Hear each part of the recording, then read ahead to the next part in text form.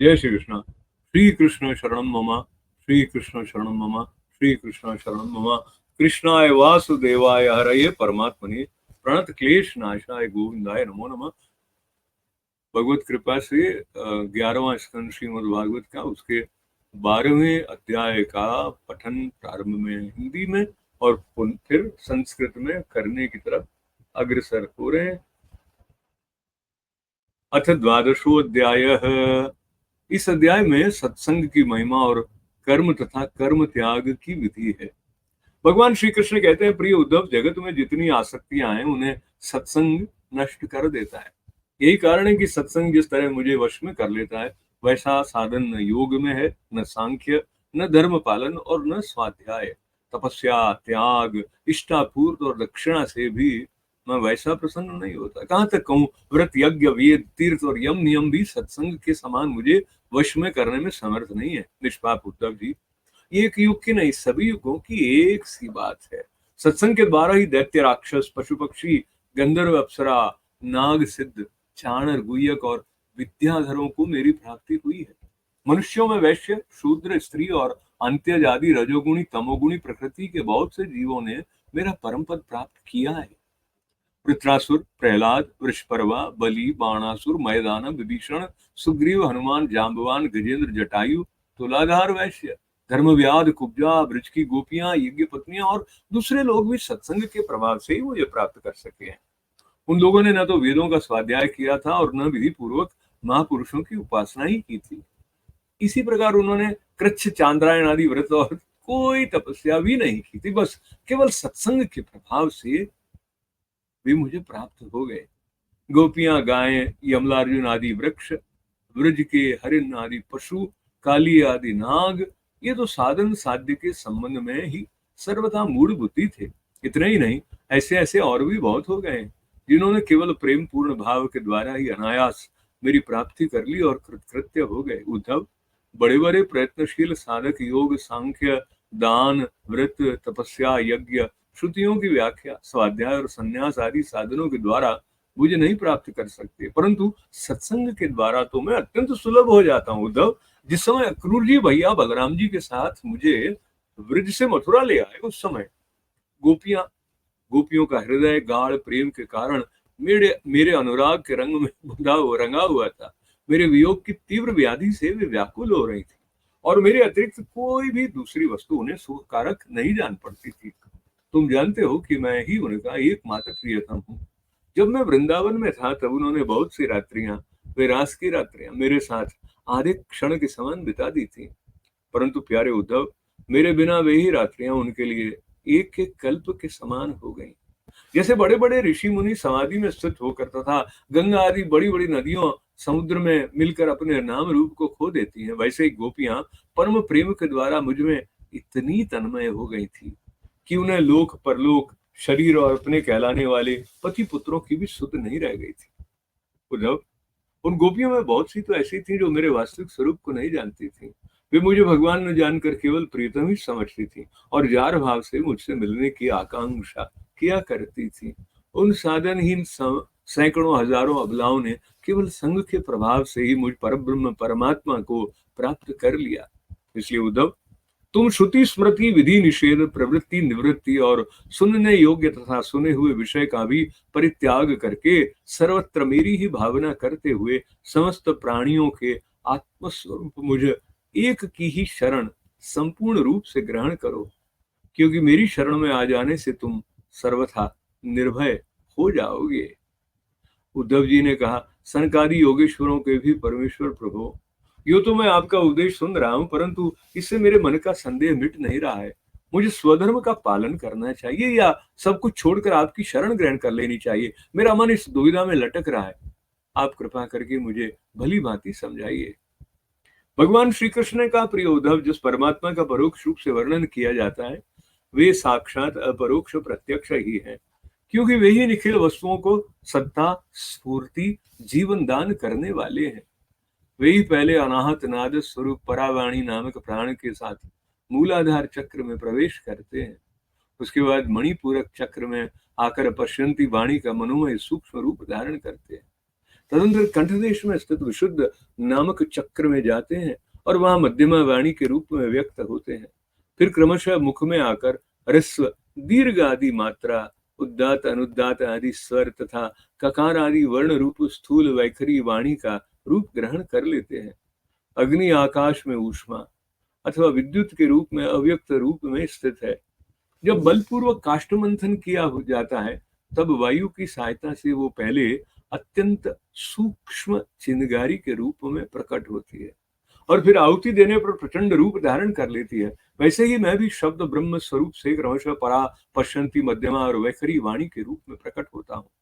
इसी प्रकार बोलना, हाथों से काम करना, पैरों से चलना, मूत्रेंद्रिय तथा गुदा से मलमूत्र त्यागना, सूंघना, चखना, देखना, छूना, सुनना, मन से संकल्प विकल्प करना, बुद्धि से समझना, अहंकार के द्वारा अभिमान करना, महतत्व के रूप में सबका ताना बाना बुनना और सत्वगुण, रजोगुण और तमोगुण के सारे विकार, कहाँ तक कहूँ, समस्त कर्ता, करण और कर्म मेरी ही अभिव्यक्तियां हैं। ये सबको जीवित करने वाला परमेश्वर ही इस त्रिगुणमय ब्रह्मांड कमल का कारण है। ये सबको जीवित करने वाला परमेश्वर ही इस त्रिगुणमय ब्रह्मांड कमल का कारण आदि पुरुष पहले एक और अव्यक्त था। जैसे उपजाऊ खेत में बोया हुआ बीज शाखा, पत्र, पुष्प आदि अनेक रूप धारण कर लेता है, वैसे ही काल गति से माया का आश्रय लेकर शक्ति विभाजन के द्वारा परमेश्वर ही अनेक रूपों में प्रतीत होने लगता है। जैसे तागों के ताने बाने में वस्त्र ओतप्रोत रहता है, वैसे ही ये सारा विश्व परमात्मा में ही ओतप्रोत है। जैसे सूत के बिना वस्त्र का अस्तित्व नहीं है, किंतु सूत वस्त्र के बिना भी रह सकता है, वैसे ही इस जगत के न रहने पर भी परमात्मा रहता है। किंतु ये जगत परमात्मा स्वरूप है, परमात्मा के बिना इसका कोई अस्तित्व नहीं है। ये संसार वृक्ष अनादि और प्रवाह रूप से नित्य है, इसका स्वरूप ही है कर्म की परंपरा, तथा इस वृक्ष के फल फूल हैं मोक्ष और भोग। इस संसार वृक्ष के दो बीज हैं, पाप और पुण्य। असंख्य वासनाएं जड़ें हैं और 3 गुण तने हैं। 5 भूत इसकी मोटी मोटी प्रधान शाखाएं हैं। शब्द आदि 5 विषय रस हैं। 11 इंद्रियां शाखाएं हैं और जीव और ईश्वर 2 पक्षी इसमें घोंसला बनाकर निवास करते हैं। इस वृक्ष में वात, पित्त और कफ रूप 3 तरह की छाल है। इनमें 2 तरह के फल लगते हैं, सुख और दुख। ये विशाल वृक्ष सूर्य मंडल तक फैला हुआ है। इस सूर्य मंडल का भेदन कर जाने वाले मुक्त पुरुष फिर संसार चक्र में नहीं पड़ते। जो गृहस्थ शब्द रूप रस आदि विषयों में फंसे हुए हैं, वे कामना से भरे हुए होने के कारण गीध के समान हैं। वे ही इस वृक्ष का दुख रूप फल भोगते हैं, क्योंकि वे अनेक प्रकार के कर्मों के बंधन में फंसे रहते हैं। जो अरण्यवासी परमहंस विषयों से विरक्त हैं, वे इस वृक्ष में राजहंस के समान हैं और वे इसका सुखरूप फल भोगते हैं। प्रिय उद्धव, वास्तव में मैं एक ही हूँ। ये मेरा जो अनेकों प्रकार का रूप है वो तो केवल मायामय है। जो इस बात को गुरुओं के द्वारा समझ लेता है वही वास्तव में समस्त वेदों का रहस्य जानता है। अतः उद्धव, तुम इस प्रकार गुरुदेव की उपासना रूप अनन्य भक्ति के द्वारा अपने ज्ञान की कुल्हाड़ी को तीखी करो और उसके द्वारा धैर्य और सावधानी से जीव भाव को काट डालो। फिर परमात्मा स्वरूप होकर उस वृत्ति रूप अस्त्रों को भी छोड़ दो और अपने अखंड स्वरूप में स्थित हो रहो। इति श्रीमद्भागवते महापुराणे पारमहंस्यां संहितायां एकादश स्कंदे 12वां अध्यायः। हरि ओम तत्सत्। श्री कृष्ण शरणं मम, श्री कृष्ण शरणं मम, श्री कृष्ण शरणं मम। कृष्णाय वासुदेवाय हरये परमात्मने प्रणत क्लेश नाशाय गोविंदाय नमो नमः। श्री कृष्णार्पणमस्तु। अब यह 12वां अध्याय संस्कृत भाषा में। अथ 12वां अध्यायः।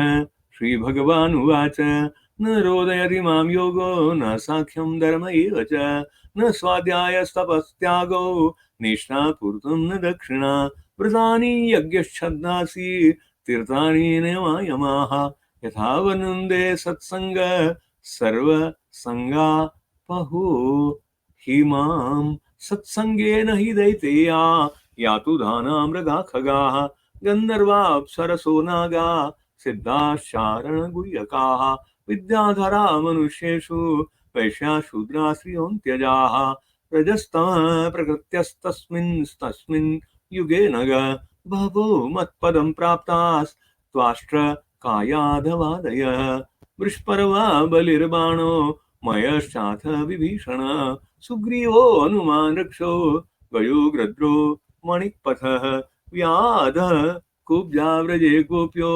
यगपत्न्यस्तथा वरे तेनादीतश्रुतिगणा नोपासितमहत्तमाः अवृता तपसः सत्सङ्गान् मामुपागताः केवलेन हि भावेन गोप्यो गावो नगां मृगाः यन्ये मूढधियो नागाः सिद्धा मामीरुञ्जसा यं न सा योगेन साङ्ख्येन दानवृत्त तथोद्धरेः व्याख्या स्वाध्याय सन्न्यासेः प्राप्नुयाद् यत्नवानपि रामेण सार्धं मथुरां प्रणीते स्वाफल्किना मय्यनुरक्तचित्ताः विगाढभावेन मे वियोग तीव्रादयोन्यं ददृशु सुखाय तास्ताक्षपाप्रे शतमेन नीता मय्येव वृन्दावन गोचरेण क्षणार्धवत्ता पुनरङ्गतांसां हीना मया कल्पसमा बभूः तानावादिन् मय्यनुषङ्गबद्ध धियः स्वमात्मानमदस्तथेदं यथा समाधो मुनयोऽब्दितो ये नद्य प्रविष्टा इव नाम रूपे मत्कामारमणं जारम स्वरूप विदोपलाः ब्रह्म मां परमं प्रापुः सङ्गाच्छत् सहस्रशः तस्मात् बुद्धवोत्सृज्य चोदना प्रतिचोदनां प्रवृत्तं च निवृत्तं च श्रोतव्यं श्रुतमेव च मामिकमेव शरणमात्मानं सर्वदेहिनां याहि सर्वात्मभावेन मया स्याय कुतो भयः उद्धव उवाच संशय शण्मतो वाचं तव योगेश्वरेश्वर न निवर्तत आत्मस्थो येन भ्राम्यति मे मनः श्री भगवान् उवाच स एष जीवो विवर प्रसूति प्राणेन घोषेण गुहां प्रविष्ट मनोमयं सूक्ष्ममुपेत्य रूपं मात्रा स्वरो वर्ण इति स्थविष्ठः यथानल खेनिलवन्दुरुष्मा बलेन दारुण्यधिमथ्यमानः अणुप्रयातो हविषा समिद्यते तथैव मे व्यक्तिरियं हि वाणी एवं गति कर्म गतिर्विसर्गो प्रध्यानो रसो दृक्स्पर्श श्रुतिश्च संकल्प विज्ञान मथाभिमान सूत्रम रजसत्व तमो विकार अयं हि जीवस्त्रिवृद्धब्ज योनि प्रव्यक्त एको वयसा साध्यः विश्लिष्ट शक्तिर्बहुधेव भाति बीजानि योनिं प्रतिपद्य यद्वत् यस्मिन्निदं प्रोतमशेषभूतं पटो यथा तन्तुवितान संस्थ य एष संसारतरुपुराणः कर्मात्मक पुष्पफले प्रसूते द्वे अस्य बीजे शतमूलस्त्रिनालः पंचस्कन्धः पंचरस प्रसूतिः दशेकशाखो द्विसुपर्णनीड स्त्रीफलकलो द्विफलोर्क प्रविष्टः अदन्ति चैकं फलमस्य गृध्रा गामे चरा एकमरण्यवासाः हंसाय एकं बहुरूपमिज्येर् मायामयं वेद सवेदवेदम् एवं गुरुपासन एकभक्त्या विद्याकुठारेण शितेन धीरा विरश्च जीवाशयमप्रमत्त सम्पद्य चात्मानथ मत्य जास्त्रम् इति श्रीमद्भागवते महापुराणे पारमहंस्यां संहितायाम् एकादश स्कन्धे द्वादशो अध्यायः। हरि ओम तत्सत्। श्री कृष्ण शरणं मम, श्री कृष्ण शरणं मम, श्री कृष्ण शरणं मम। कृष्णाय वासुदेवाय हरये परमात्मने प्रणत क्लेश नाशाय गोविंदाय नमो नमः। श्री कृष्णार्पणम् अस्तु। जय श्री कृष्ण।